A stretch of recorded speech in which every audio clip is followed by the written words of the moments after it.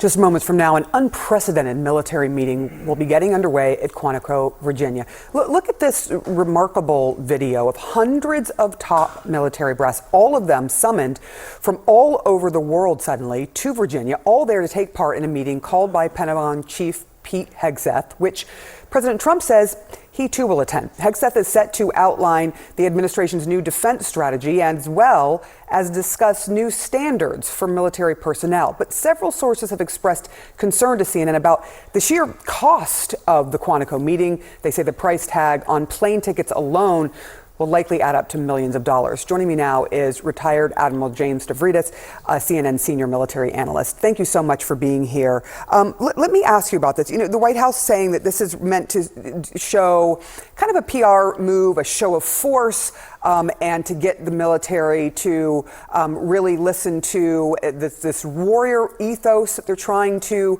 instill. I mean, is this kind of meeting normal and necessary? I've certainly never seen one like it in my 40 years. When I was a four-star admiral, the very senior admirals and generals, think 20 of us, would come to Washington, typically to have dinner with the commander-in-chief in the White House. That's fine.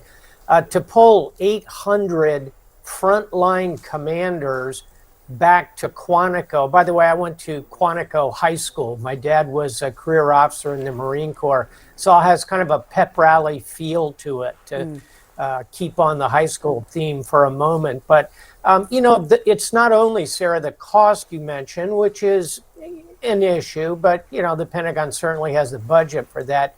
It's the disruption to the operations in the field, taking the most experienced officers off the front lines. Yes, they have seconds in command who can step up, but you're taking the absolute top tacticians, warriors, and pulling them into Washington.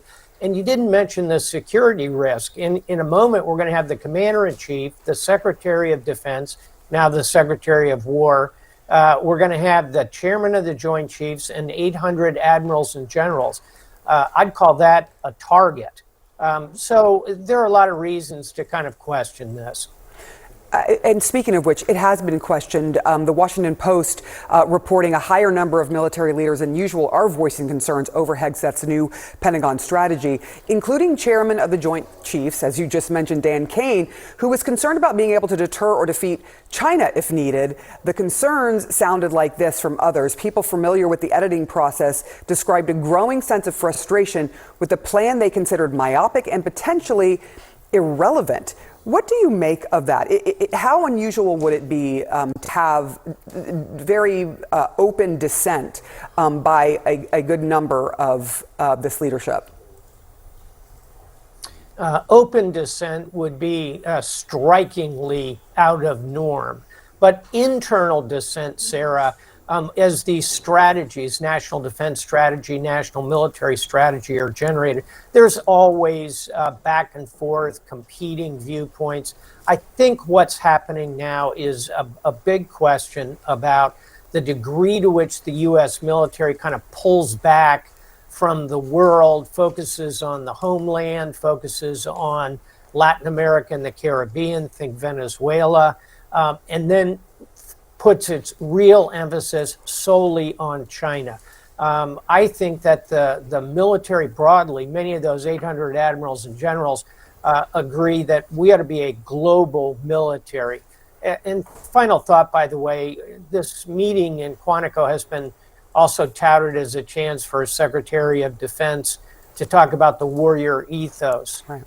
Hey, those 800 admirals and generals are the most elite warriors on the planet. They've been at war for 20 years. They're the most highly blooded force in the world.